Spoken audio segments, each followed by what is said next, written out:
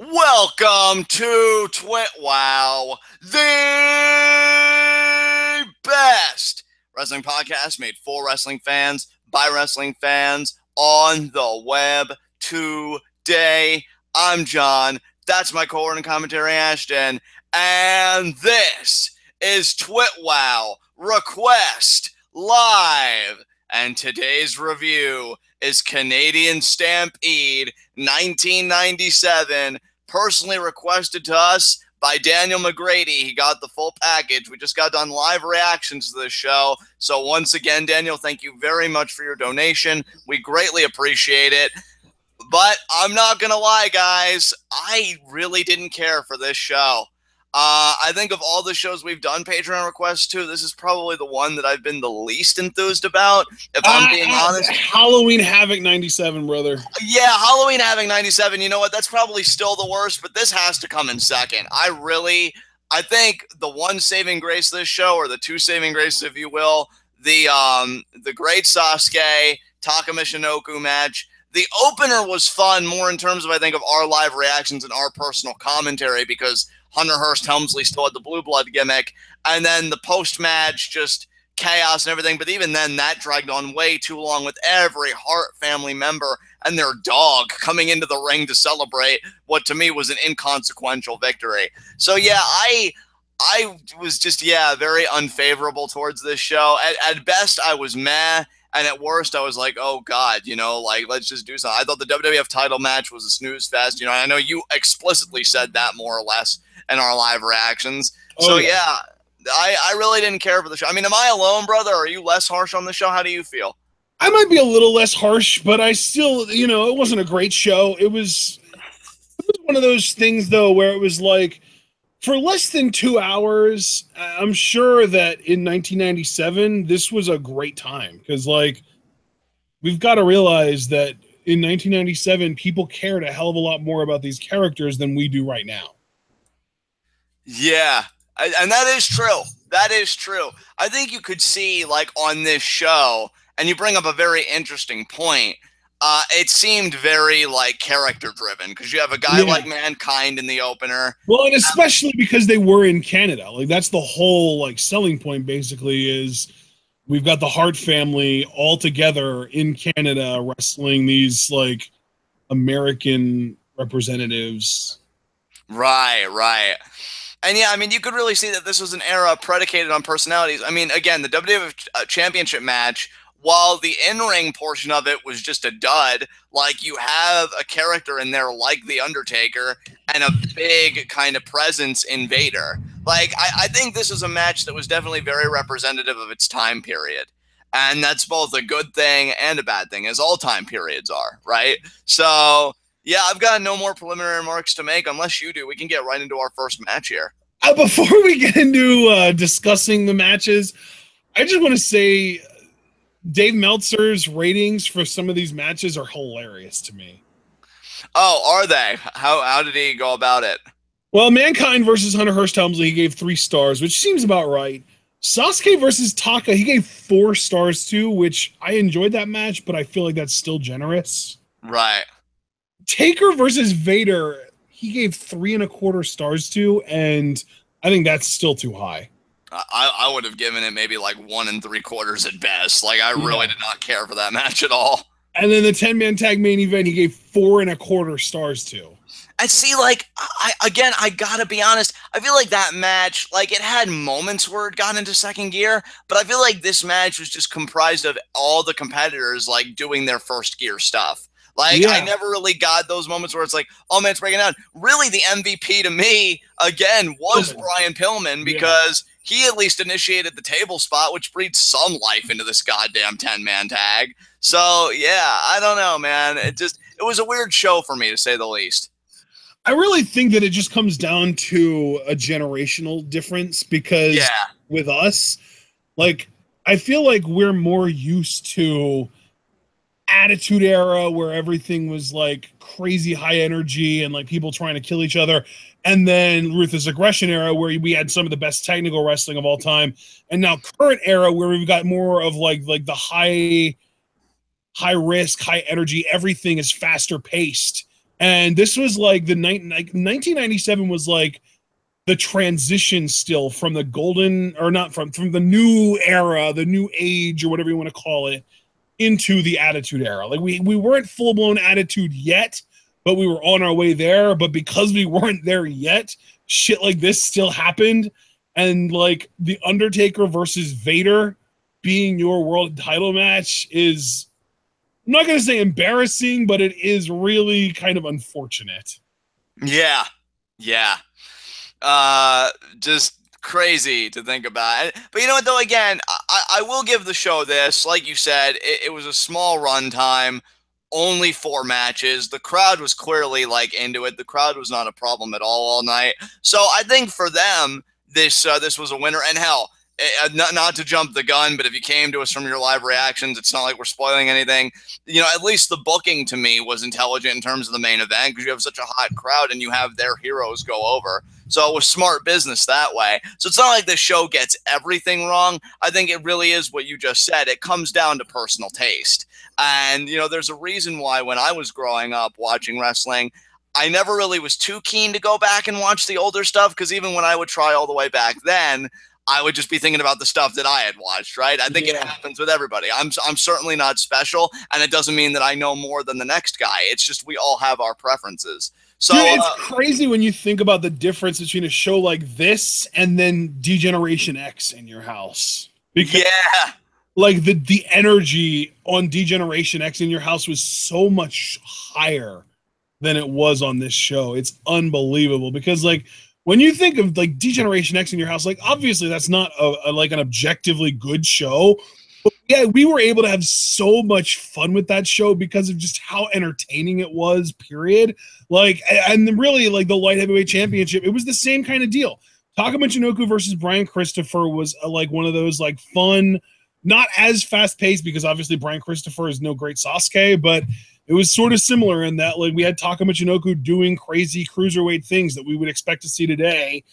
And then like we had that crazy 6-man tag that was, it really was kind of character driven, because you had, I believe it was Miguel, get like the fake injury, and then he ends up coming back and doing like the flip leg drop and winning the match for his team. And then also you had like Savio Vega trying to get into the match as a partner, even though Miguel had already been in it. Like that, there was interest in that. And then we had freaking Butterbeat and Mark Mero, which was like a car crash that you couldn't turn away from. And then the New Age Outlaws versus the Legion of Doom, which like that whole long drawn out intro by the New Age Outlaws was freaking hilarious. And then, you know, Triple H and Sergeant Slaughter, the match itself was a snooze fest, but the build to it was entertaining. And then obviously Jeff Jarrett Undertaker was awful, but then we got Stone Cold versus The Rock, and then Ken Shamrock versus Shawn Michaels. So like that show was like super crazy high energy. And then this was like, guys, the Hart family are still doing headlocks and tests of strength 15 minutes into this main event match. Yeah, just so awkward. Like, yeah, I really think you articulated it well. I think Paul had great sentiments here, too. He said they were working smart for the crowd rather than hard. They didn't need to, so they didn't, which does make future viewings of this match a rather lame experience. I think that echoes it perfectly. They knew their audience. They knew what the audience wanted, and they gave it to them. Exactly. And that was it. So I'm ready to get into the first match of this whenever you are. All right, guys, let's get into the first match. And the first match was Hunter Hearst Helmsley versus Mankind. Yeah, and you know what? This was an enjoyable match. Like, this is a match I think I would have been higher on if I was there to like experience the context, you know, the build of this match, because it seemed far more personal than I initially gave it credit for. But like I had said in live reactions, this match came at a good time because I was watching the older Mankind stuff, you know, before Sacco, before the tie and you know, the white shirt attire. And, you know, like this Mankind would have some great matches down the line, and this wasn't bad. I had a lot of fun with this. Again, I feel like this is one of the high points of our live reactions, because we were just ragging on all, you know, the different rich cliches with Hunter Hearst Helmsley being the blue blood. And yeah, the match goes to a double countout, and we would see them continue to fight throughout the night. I'm very curious how this feud at the time, because I know they would be on again, off again for the next few years, but how this particular iteration of Triple H as the Blue Blood and this particular iteration of Mankind, I wonder how they settled things. Because, yeah, they were just brawling all throughout. And I enjoyed it, though. I think I would have appreciated it more, though, if I was there for the build, if I followed the build. Because, yeah, it seemed like there was a lot of great energy here. So, yeah, I'm not going to hate on this. What'd you think of it?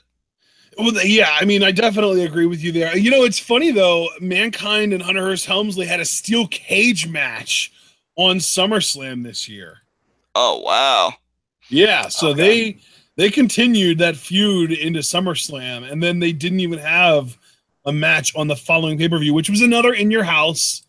So to be fair, it's not like it was like this big like Survivor Series level pay-per-view or anything like that. But still, yeah, they had the big steel cage match at SummerSlam, and then Foley started using his other personas like he did. We got Triple H versus Dude Love at WWF One Night Only in September, and then we had the Bad Blood pay-per-view, which isn't Bad Blood like an infamous pay-per-view for some reason? I'm trying to remember. Not that I recollect, but then again, I'm not the best wrestling historian, so yeah, I don't remember. I feel like I remember something big happening at Bad Blood, but yeah, I don't actually remember it at all. But still, yeah, the whole thing just kind of kept going. So yeah, and then the whole thing just kind of kept going is also a great way to describe this match. It just kept going, and yeah, man, like you had Triple H doing Triple H things, Mick Foley. Really, I feel like Foley stood out more in this match. Is that fair to say? Yeah, I think that's fair. I mean, you got his mandible claw, you got his double arm DDT, did a stump pull pile driver. I don't mean like, oh, he did more moves. I mean, like, from a character standpoint, he just did more character work in this. Like, he even, early on in the match, he did something to Triple H, and then he did, like, the Triple H bow. So, like, yeah. Like, I was really impressed with his character work in this match. I thought Chyna, for the little that she did, had a great presence in this match as well. She hip-tossed Mankind at the steel steps at one point. That got a dude, it's so hilarious that we're talking about this Triple H versus Mankind match, and Triple H isn't even the second most impressive performer. He's third behind Mankind and Chyna. Yeah, like, damn. So, yeah, this opener was definitely very interesting. The double countout caught me off guard, but again, I think they really wanted to build, like, animosity and stuff in this feud. And I would say that they achieved that because we would see them have skirmishes throughout the night. And at one point go all the way to the outside where, you know, Hunter would hit Mankind in the back with a shovel and everything. So, yeah, it completely devolved and Mankind would bust Hunter open. So, yeah, it all started in this opener and it was quite solid. Absolutely. All right. So then I guess we can move on. Up next, we had the great Sasuke versus Taka Michinoku. And during and before and after this match, we got sort of cutaways to Triple H and Mankind continuing to fight in the backstage area. Yeah. So, again, this would be like a trend throughout the night. As far as Taka Michinoku versus the great Sasuke, I thoroughly enjoyed this match. I think this was like my favorite match on this card. Yeah, I agree. And I was really impressed by Sasuke. Like, I feel like I need to check him out because the way that he was like sort of this overly aggressive, fast-paced kind of, I don't even know how to describe it, but his style is so different. I loved it. Yeah, I mean, the way he was throwing those kicks, brother, like, goddamn, he was looking to take Taka's head off. Absolutely. The great Sasuke kicking out of the Michinoku driver got a nice reaction from me because I wasn't expecting that at all. And then him winning with the Tiger Suplex, I thought that was very cool. So, yeah, very fun match between these two. And, I mean, this is just the beginnings of the light heavyweight division. We know that a few months later at D-Generation X In Your House, Taka Michinoku would become the inaugural light heavyweight champion. So it's kind of surprising that he would lose this match, you know? But, yeah, the great Sasuke wins. I had a lot of fun with this. Is there anything else you want to say? Because I know we got some good stuff in here. Yeah, I mean, we did get a lot of good stuff, but it was really less story driven, and because of that, there's not as much to say about it. Yeah, it was just really fun. I would recommend that people go back and watch this match because it was fun. Yeah, I completely agree with you. Again, this match nurtured in me. I don't know if I'm going to hop on it right away because I still have some Kenta matches that I need to watch that I have saved up and stuff like that. But yeah, I'm definitely going to check out the Great Sasuke more in the future because this was kind of one of those eye-opening matches to me. So I guess you can say that Canadian Stampede achieved something good on that end. But yeah, you gotta love Vince McMahon in this match. The Great Sasuke. Jesus, Vince. Oh my God. So yeah, I got nothing else to say. Vince awareness equals 0. Exactly, 0%. But yeah, I got nothing else to say about this match. I thought it was great. I echo your sentiments wholeheartedly that if people have not seen this, they should check it out. It's a very fun light heavyweight division contest. Yeah. Yeah, let's breeze over Taker Vader. I was even going to say, I was going to give you the reins to talk about this because you explicitly came out in live reactions and said, I am bored with this match. It was boring. I'm sorry, but this match was not good. Like, that's why I'm saying Meltzer gave this thing 3.25 stars. And I feel like we've seen matches that were 3.25 stars that we enjoyed a hell of a lot more than this. Brother, I am going to be honest to you, and I know I may get crucified for this, unpopular opinion time, but again, maybe it's just my generational bias, which I will readily admit to, but I enjoyed Scott Steiner versus Triple H from Royal Rumble 03 more than this shit. Whoa, and like that was nothing but Scott Steiner belly-to-belly suplexing Triple H for like 15 fucking minutes. No, dude, like, and again, I will readily admit to my bias. I'm not trying to make a front about anything, but to me, this match was slow. It was plodding. Like, Undertaker's athleticism brought some life into it, but Vader, like, here's the thing. I've always heard good things about. Yeah. I just looked it up, and Steiner Triple H from Rumble 03 was given 1 star by Meltzer. Yeah.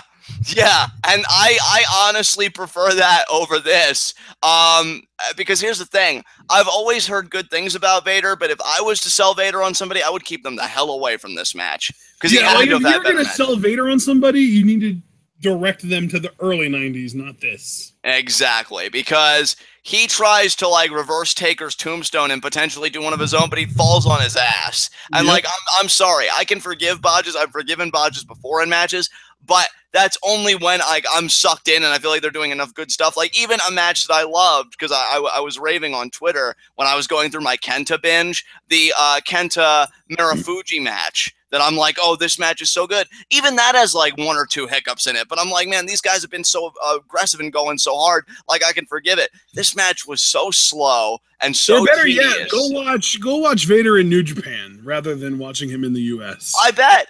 Like I don't want to completely discount Vader and put him to the side because clearly this guy does have a following. There are people. I mean, hell, we talk about the Mae Young Classic. Piper was clearly influenced to a degree by Vader. So this guy does have a legacy for a reason, but I just don't think this match is it. Like, I'm sorry. As soon as that botch happened, and just how tedious everything was, Paul Bearer was the star of this match. Like, I honestly enjoyed watching Paul Bearer emote more, biting his finger, wringing his hands. Oh, what are we going to do about that Undertaker? And, you know, like, that to me was more entertaining than what these two guys did. And you know, I love Undertaker. I've seen some great Undertaker matches, even when I was a kid growing up in, you know, Ruthless Aggression era to when he, you know, quote unquote, retired recently. This was not an Undertaker standout. This was not a Vader standout. This was a horrible WWF title match, and I've really got nothing good to say, except again, Paul Bearer. The 3 best moments in this match to me were really like trivial moments that I just thought were impressive. The Undertaker hitting the ropes and like running the ropes like a freaking beast. I love the way he ran the ropes. It's like I said, it's like a dumb little trivial thing, but I loved it. Right. Taker hitting old school was really cool to see. And then the third thing, Vader getting clotheslined or big booted, I think it was, over the top rope was just impressive. That a guy who is as heavy as him and as short as him, because I think he's like 6'1", like he's not overly tall at all. But someone that's built like that, being able to go over the top rope from a big boot is impressive on his part, because that requires athleticism that most people might underestimate. Right. Those are like the 3 standout moments of this match. Like just to put this match in perspective, my 3 favorite moments were a move that we've seen Undertaker do hundreds of times before, a big boot over the top rope, and a guy running the ropes. Yeah.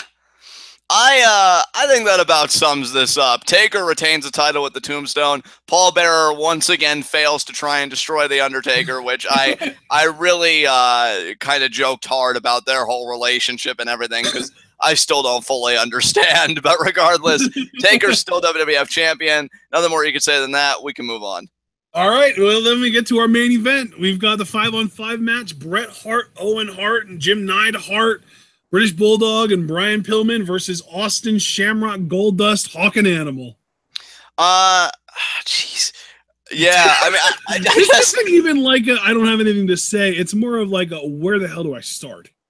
Yeah, and like I want to be more positive because I mean I kind of feel bad, but like I can't lie about how I felt about a show, which is why I'm just very grateful that Daniel McGrady enjoyed his live reactions because I enjoyed that too. I enjoyed us like ragging on this show more than the actual show in parts. But I mean Brian Pillman was great. I honestly wish we could have gotten to see more of him. I really do because I could even see some of that personality come out in that match. It was fascinating in a way, in that morbid kind of sense, to see an Austin match before the neck injury, which is only like less than a month, to your point. It's weird because I feel like he was actually less technically sound before the neck injury than he was when he came back from it. I'd be curious to watch, like, because see that's another thing too. I know we don't like take notes for these. At least I didn't. I know sometimes you're prone to taking notes. I don't know if you took any notes for this. But like one mental note that I had was that I kind of wish this was just another match between Stone Cold and Bret Hart. Because like to me that was, if I could say anything good about the match, I enjoyed the interactions between those two guys. Like that's what I felt like. Really, just a few months prior, they had their legendary WrestleMania match that really was like the big double turn where we got Bret turning heel, Austin turning face by being like the tough ass that doesn't give up.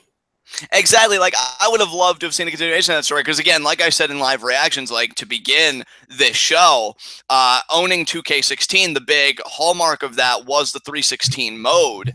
And I'm currently in the Bret Hart feud, and they even had a match before that. I think it was at Survivor Series 96, I want to say, where Austin was the heel and Hart was the babyface. And then, yeah, like you said, WrestleMania 13 was the double turn. And then I would have loved to have seen another one-on-one match at Canadian Stampede, but we got this. But yeah, I definitely think the Hart-Austin dynamic was strong in this match. Great seeing Owen Hart because I always thought he was very technically sound in the ring. I always preferred him to Bret, and really in every aspect. Road Warriors were cool. I wish we could have seen a Doomsday Device. It was teased at one point, but it never happened. We did. Did we? Because I know it was teased. They hit one on Owen, dude. They hit one on Owen. Oh, well, I honestly don't remember that. That shows you how much they hit the Doomsday Device on Owen and went for the pin, and Pillman broke it up. Okay, maybe that's what I'm thinking of, that it wasn't necessarily counter, but broke it. Because, yeah, there were a lot of pin breakups in this match, too. Yeah. Like, Pillman was earning his money tonight. Yeah, he was. Yeah, I'll tell you what.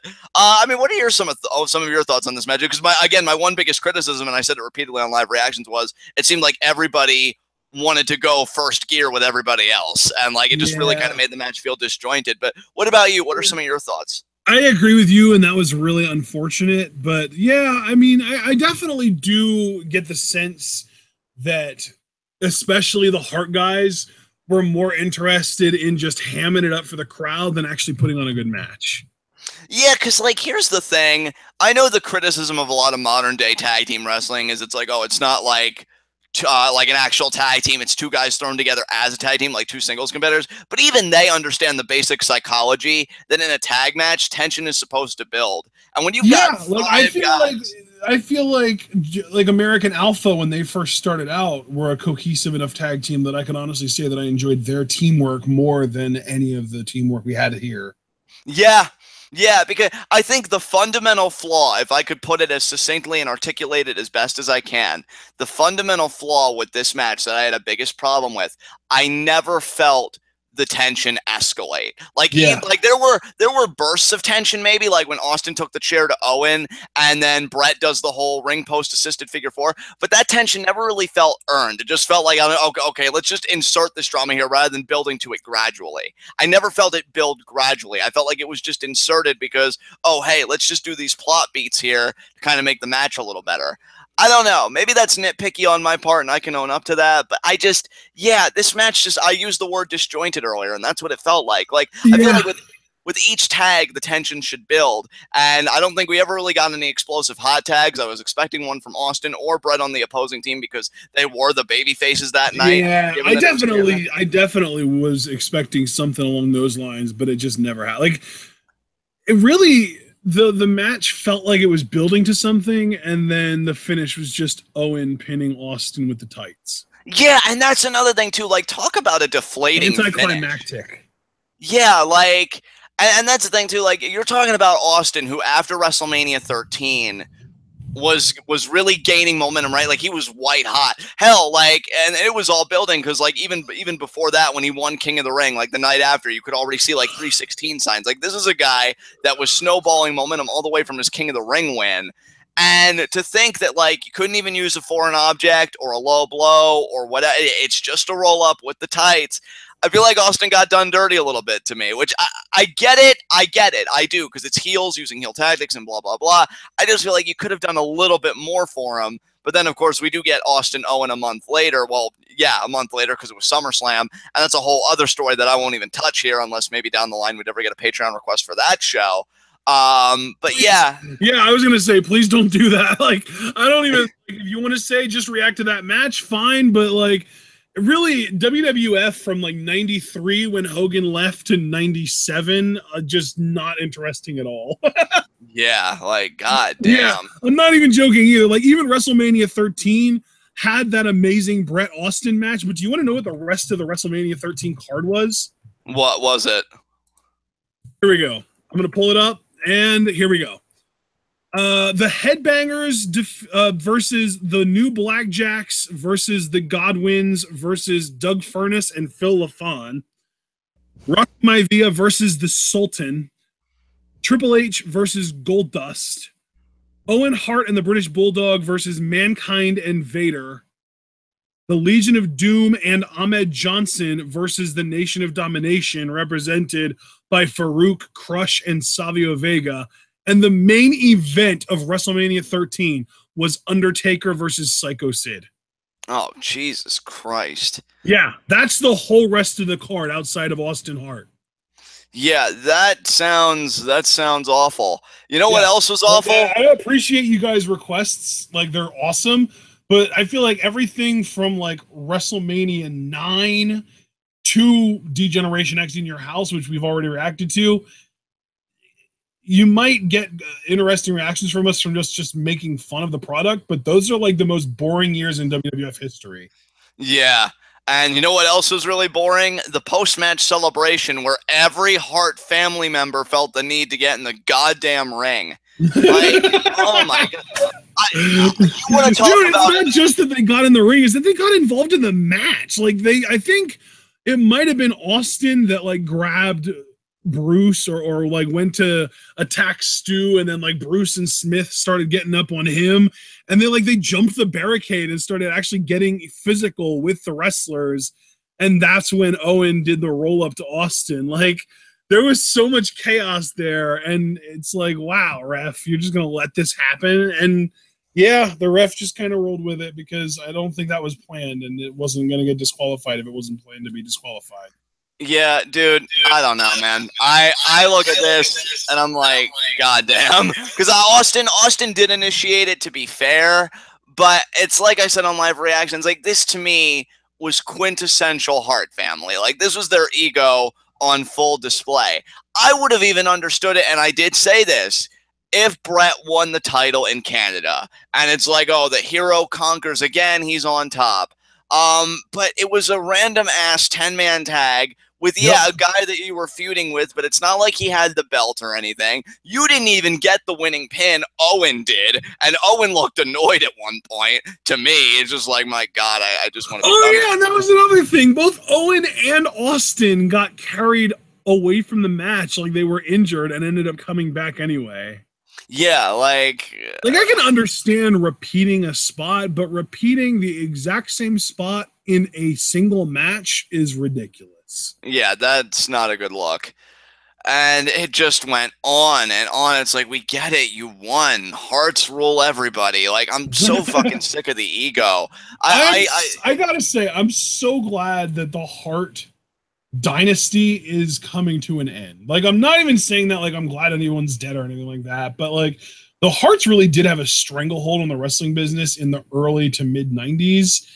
And that was when wrestling was at its worst. So I'm just really glad that that whole era is just over. And I gotta also say, it's not like I don't have any appreciation for anybody associated with the Harts, because really, I think the best thing that we've gotten to come out of the Hart family dungeon and that whole series of events is the Lance Storm Wrestling Academy, because Lance Storm has trained some of my favorite wrestlers going on right now. Yeah. Yeah, like, so it's not that it was all bad, but my God, I don't understand how they didn't always dislocate their shoulders reaching around and patting themselves on the back. Jesus. Don't break your arm jerking yourself off about that. Yeah, and with Bret, I feel like he always broke his goddamn arm doing just that. Like I said on live reactions, I get if you have like a title win in front of your home crowd. Like, again, the one instance when I was growing up and I saw it, Kurt Angle, Unforgiven 2001, after September 11, it was a heel Stone Cold, oddly enough. And, you know, you got everybody, you got Jim Ross commentary. Like, I get it. Was even that a bit excessive? Maybe, because, you know, it was all about America. But, you know, whatever. But like this, it's like, oh, great, you won a random ass tag match where you didn't even get the winning pin, and you had to grab the villain's tights. So Canada's cool with cheating now. That's cool. Yeah. No, they were the villains, though. That's the thing. They were meant to be the villains. They were just getting crowd. Yeah, and but then though, like, if you're the villains, that's another thing. Like, the Hart family couldn't help themselves, right? They're like, let's get everybody in here, let's soak this shit in. Like, yeah. I don't know, man. It went on way too long for me. I like that Austin tried coming back in and breaking it up with a steel chair, Suzuki style, but that quickly got snuffed out. This was the main event to Canadian Stampede, and really it was just a perfect representation of the show as a whole. Like, I felt like it could go somewhere at first, and then I was just kind of mad by the end of all of it. So, yeah, that was our 10-man tag. Do you have anything you want to add? Because I really have nothing else to say about this match. I really don't have much to add, man. I'm kind of all out of things to say, unfortunately. I would have liked to have more to say about this, but having 4 matches and literally no segments in between the matches makes it hard to say much about it, because really it's just matches, you know? Yeah, I mean, we had maybe 1 or 2 interviews in between, but they were so brief and not even worth talking about. Yeah, because I know Paul Bearer and Vader got interviewed briefly before the WWF title match. Yeah, I forgot about that. And then Austin's team got interviewed briefly, but Austin didn't even say anything. He walked off. Because Austin literally just walked away. Austin's like, I'm too important. I'm too over for this shit. Yeah.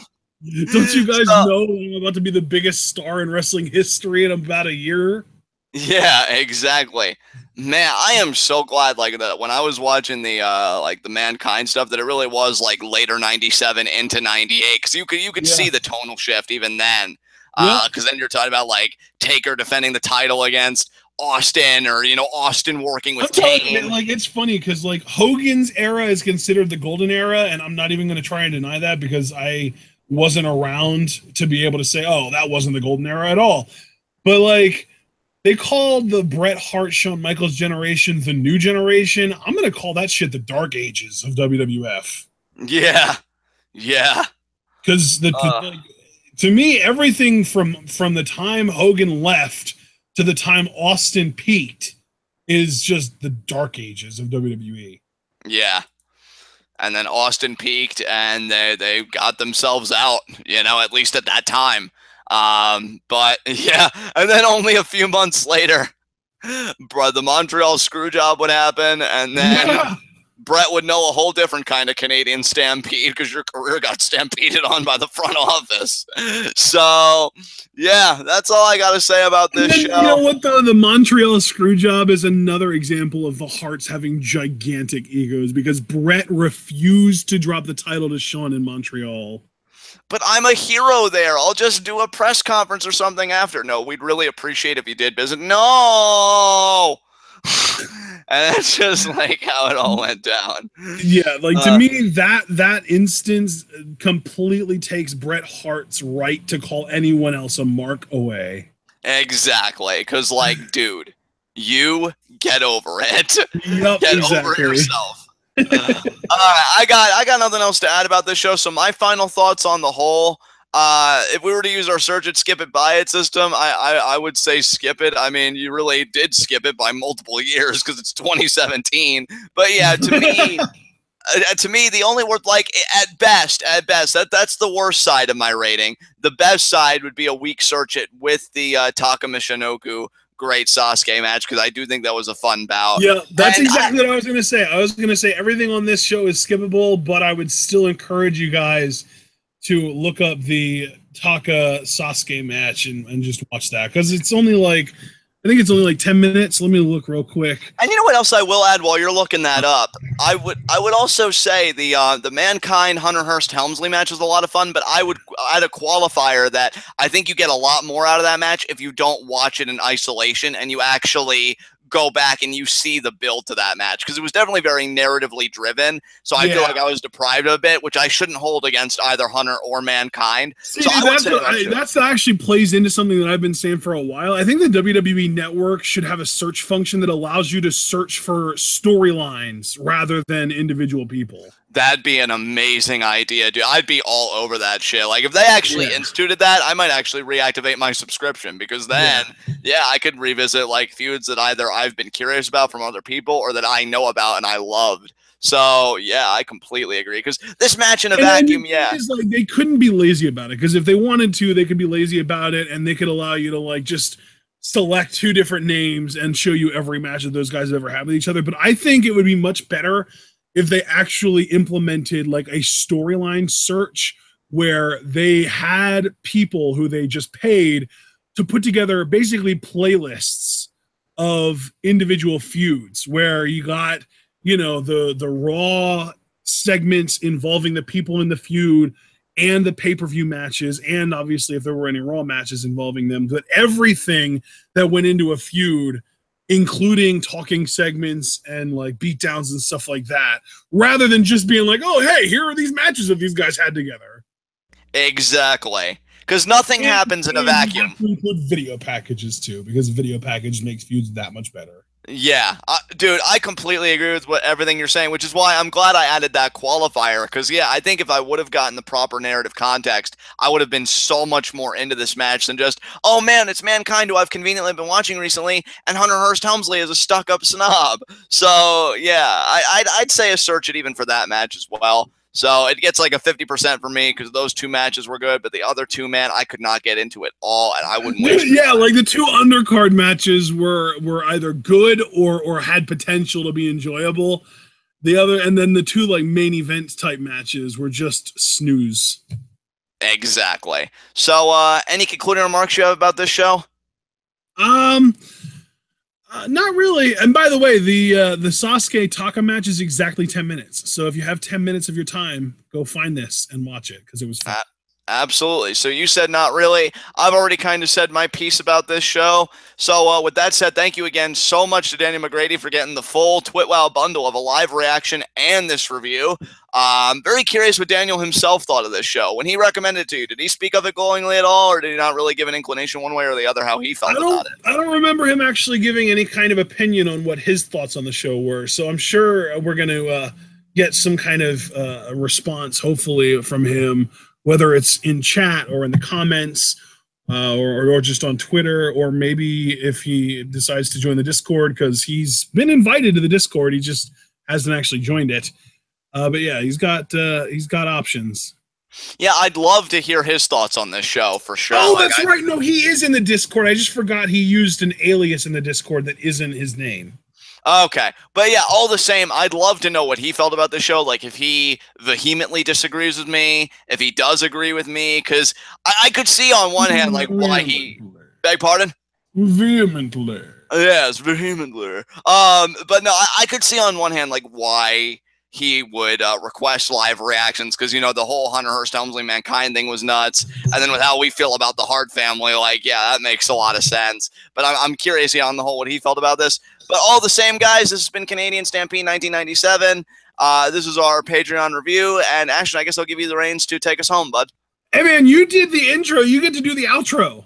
All right, I didn't know if we were going to go all the way with it, but I guess we are. So with that said, guys, this has been Canadian Stampede 1997. This has been TWitWoW, the best wrestling podcast made for wrestling fans, by wrestling fans, on the web today. I'm John. That's my co-owner and commentary action. Guys, be sure to comment, subscribe, and like the video. The more likes you leave, the more likely we are to be the top search result for videos like this on YouTube. And when you're the best at what you do, the top is the only place that you belong. And guys, if you want your own Patreon request, you know, our Patreon is in the description box. And really, if you're like, oh, I don't have $30 to give right away right now, or this and that, that's fine. That's why, one of the reasons why we love the TWitWoW Discord. It is only $3 a month, and not only do you get intimate access to the TWitWoW crew, you know, being able to talk to us about whatever you want, whenever you want, but if you keep the $3 donations coming, they accrue. And like I always say,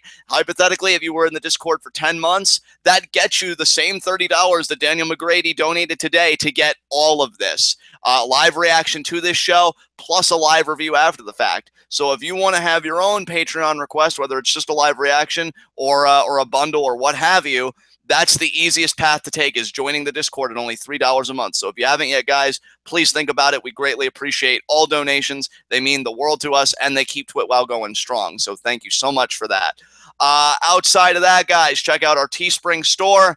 You guys already know two of our best shirt offerings right now. Braun Strowman, I'm not finished with you! And if you're not finished with any obstacle or anything for that matter, that is the shirt for you.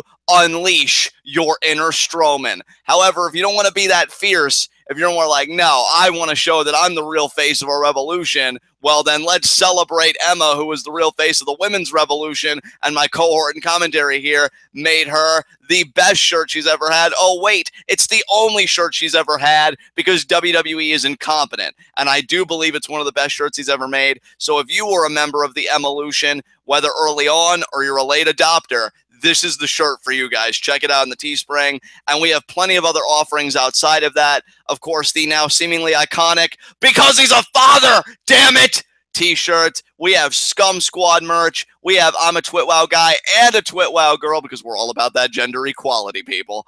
And yes, we got plenty of offerings at the Teespring store. If you want your TWitWoW hookup, all of our media and everything we're associated with is in the description box. And I believe our next bit of content, if I'm not mistaken, Ashton, is on Sunday, you said, with the live reactions to the 4 Wrestle Kingdom 8 matches. That is correct, yes. Yes. So that's another Patreon request of 3 this month. This is a very productive month in terms of Patreon. We love you guys for it. Thank you so much. So that'll be Sunday at what, Ashton? We'll go live at 6 with that, or what time did you want to go live with that? Because I know it's just live reactions to the 4 Wrestle Kingdom 8 matches. So yeah, we are planning on going live at 6 on Sunday for that. Okay, live at 6 on Sunday. So now you guys know our next bit of content, live Sunday at 6. We're going to be live reacting to the last 4 matches of Wrestle Kingdom 8. Should be very interesting, because my first Wrestle Kingdom was Wrestle Kingdom 9. So a year later. So I'm going to be very curious about these Wrestle Kingdom 8 matches. Should be a lot of fun. Can't wait to see you guys there. One last thanks to Daniel McGrady for his awesome donation. Brother, we greatly appreciate it. We hope you enjoyed both your live reaction and this review. And until then, guys, tune in. Peace out.